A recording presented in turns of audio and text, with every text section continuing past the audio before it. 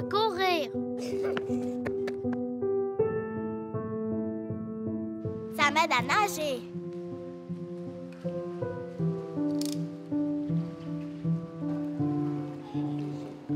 Ça m'aide à jouer au golf.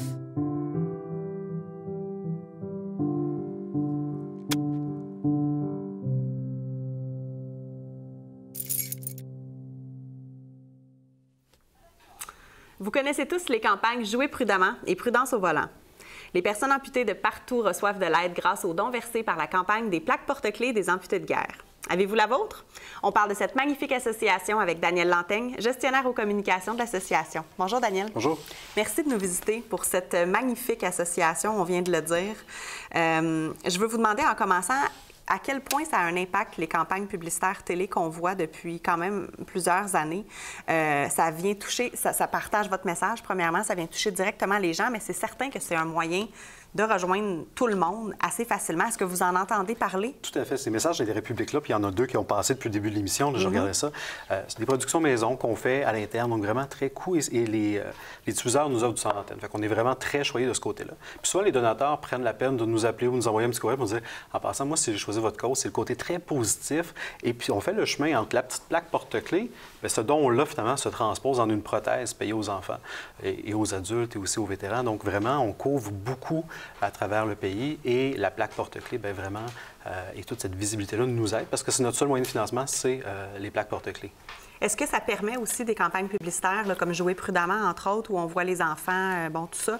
Est-ce que ça aide à démystifier un peu à qui ça s'adresse aussi? Parce que le nom de l'Association des amputés de guerre, c'est beaucoup plus large que juste ça. Effectivement, l'association a fait beaucoup pour les personnes amputées, mais aussi en termes de sensibilisation auprès des personnes amputées. Donc, c'est-à-dire qu'on se reporte, on a été fondé en 1918 au retour de la Première Guerre mondiale. À cette époque-là, on pensait à une personne amputée, on voyait vraiment quelqu'un qui ne pouvait plus travailler, qui était finalement plus bon à rien, on pourrait quasiment dire. Mais au final, on réalisait que finalement, ces gens-là pouvaient contribuer et travailler. Donc, c'était notre première mission de fournir un emploi à ces personnes amputées-là.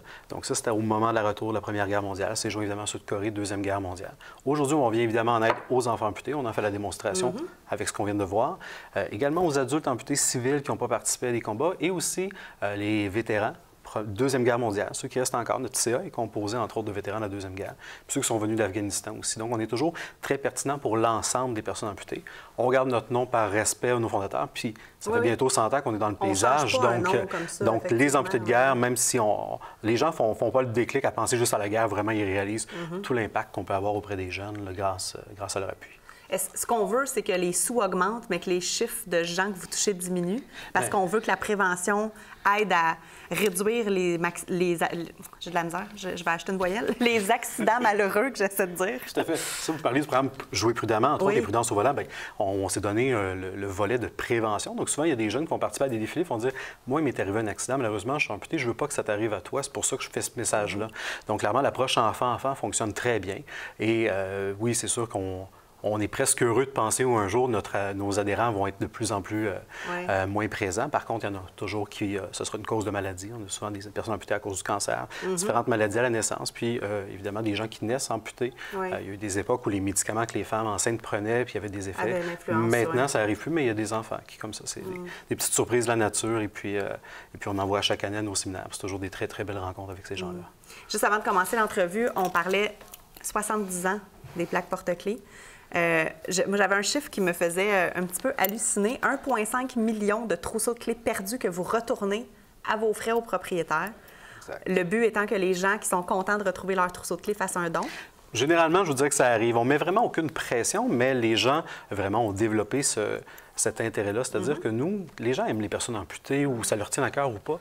Au final, on leur offre un service pour tout le monde à travers le pays. C'est un service, une forme de garantie.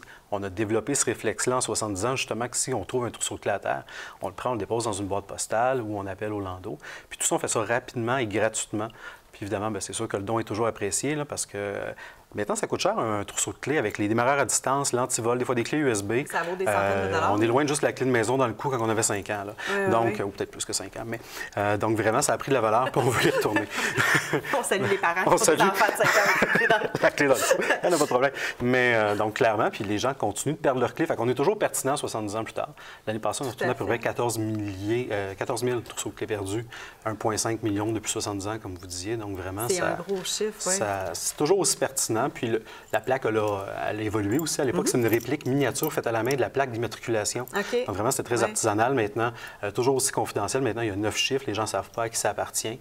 Et puis, on retourne ça des fois à l'intérieur de 24 heures. Le propriétaire peut récupérer ses clés. Donc, Et pour les gens qui nous écoutent et qui se disent « Comment ça, j'en ai pas chez moi? » Ça, c'est un non-sens. Tout le monde devrait avoir une plaque. Comme je disais, le service est gratuit en plus.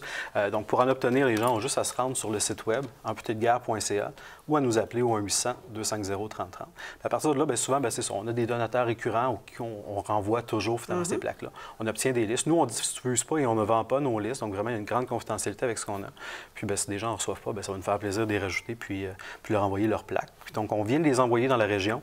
Si les gens les ont pas reçus, c'est qu'ils ne font pas partie de nos listes. Donc, vraiment, on les invite. On vous contacte Ben pour oui. participer à cet engagement social-là. Tout à fait. Merci énormément Merci d'être à vous. venu nous éclairer un peu plus sur la magnifique mission que vous avez. Merci. Beaucoup. C'est en grande partie grâce à la qualité de son service que l'entreprise de chez nous, Lortie et Martin, a été récompensée par l'Association québécoise de la quincaillerie et des matériaux de construction. On les félicite dans un instant.